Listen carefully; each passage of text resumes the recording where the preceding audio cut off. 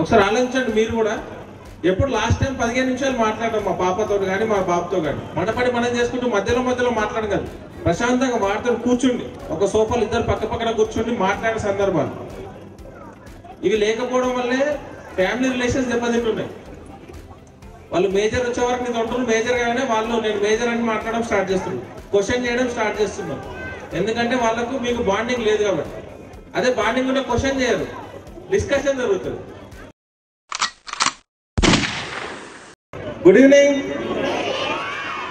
Annual day అని అందరికీ మనకు ఫస్ట్ గుర్తుకొచ్చేది మా పాప డ్యాన్స్, మా బాబు డ్యాన్స్. వాళ్ళు ఎలా చేస్తారు, వాళ్ళ కాస్ట్యూమ్స్ ఎలా ఉంటాయి, అది తొందరగా ఫోటో తీసుకోవాలి, తొందరగా వాట్సాప్ స్టేటస్ పెట్టుకోవాలి, తొందరగా ఇన్స్టాగ్రామ్లో అప్లోడ్ చేయాలి. అంతేనా? అది మీ చుట్టాలు చూసి బాగా చేసినా మెచ్చుకోవాలి.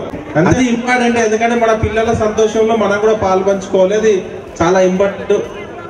దాంతోపాటు మన పిల్లల భవిష్యత్తు కూడా ఇంపార్టెంట్. ఈ గేమ్స్, ఈ కల్చరల్ యాక్టివిటీస్ ఉన్నప్పుడే కాకుండా మామూలు టైంలో కూడా స్కూల్కి వచ్చి అప్పుడప్పుడు ప్రిన్సిపల్ని కానీ వాళ్ళ టీచర్స్ని కలిసినప్పుడు మనకు కూడా కొన్ని విషయాలు తెలుస్తాయి.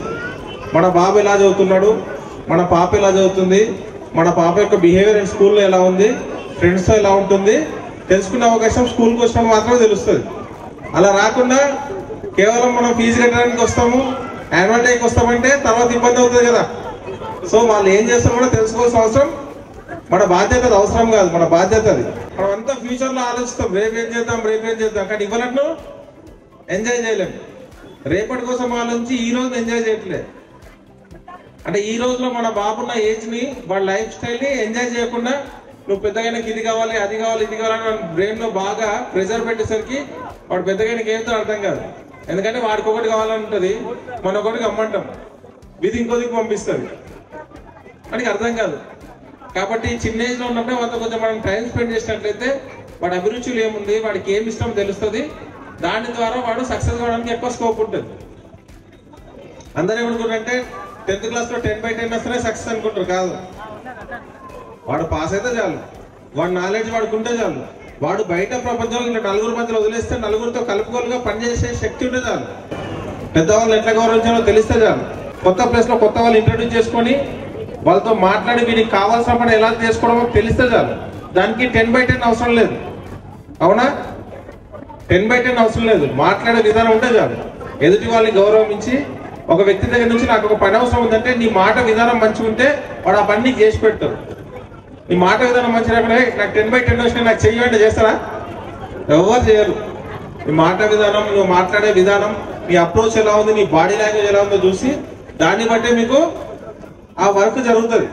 ఇదన్నీ ఎక్కడి నుంచి నేర్చుకోవాలి? స్కూల్ ఏజ్ నుంచే రావాలి. సడన్ గా స్కూల్ 10th క్లాస్ దాకా ఏదో చదివేసి ఒక స్టేజ్కి వెళ్ళాక నీకు నేర్చుకోండి సడన్ గా డిసిప్లిన్ రాదు. అది స్కూల్ ఏజ్ నుంచే రావాలి.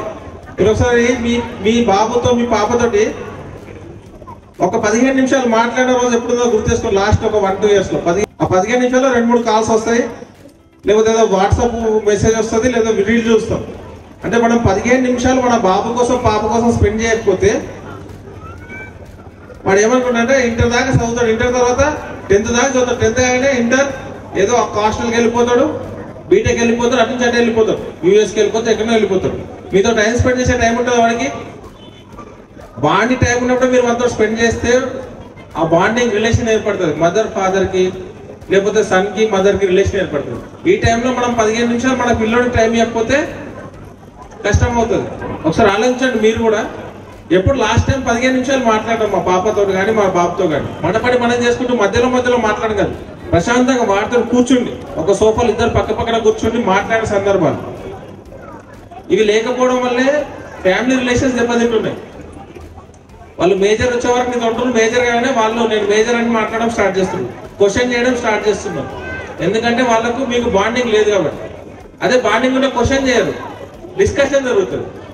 అలా ఇది చేస్తే బాగుంటుంది, అమ్మ ఇది చేస్తే బాగుంటుంది అని. ఆ బాండింగ్ లేనప్పుడు నేను ఇది ఎందుకు చేయొద్దు అని క్వశ్చన్ చేయడం స్టార్ట్ అవుతుంది. క్వశ్చన్ చేయడం స్టార్ట్ అయితే మీద సొల్యూషన్ దొరకదు. తర్వాత ప్రాబ్లమ్స్ ఫేస్ అవుతుంది. ఏంది నా ఇష్టం చేస్తే నువ్వేది నాకు చెప్పేది అంటారు. నువ్వేది నాకు చెప్పే పొజిషన్ రాకముందే వాడు ఆ స్టేజ్కి వెళ్ళకముందే వాడికి కొంచెం మనం టైం ఇచ్చి కొంచెం మనతో మాట్లాడితే, అమ్మాయితో మాట్లాడితే ఈ గ్యాప్స్ రావు.